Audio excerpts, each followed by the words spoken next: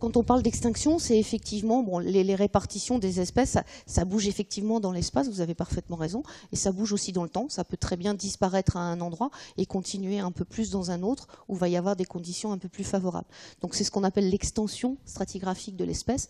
Et donc l'extension stratigraphique de l'espèce, on doit effectivement considérer le maximum d'extinction.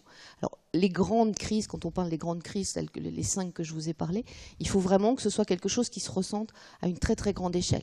Si c'est juste sur un tout petit bassin ou un tout petit chose comme ça, on ne parlera pas vraiment de crise.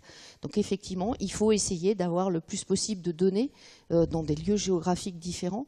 Donc quand on est spécialisé sur un intervalle de temps très réduit, comme celui que j'essaie de faire, eh bien on essaie d'aller dans le plus de régions possible, à l'endroit où on va trouver les coupes favorables. Il faut savoir que le gros problème quand on étudie une crise, c'est qu'on a souvent des lacunes. C'est-à-dire que, par exemple, dans un site, on va avoir presque tout le Permien et il va nous manquer la base du Trias. Ou alors, dans une autre région, ça va être l'inverse, il va nous manquer un petit bout du Permien et on aura tout le Trias. Donc, tout ça, c'est la grosse difficulté pour étudier les périodes de crise, puisque par définition, il se passe plein de choses. Donc, c'est de réussir à trouver des coupes qui soient les plus complètes possibles et qui nous donnent le plus d'informations possible. Et on fait toujours des découvertes. Donc moi j'avais des idées assez précises maintenant sur ce qui se passe à la limite Permien-Trias.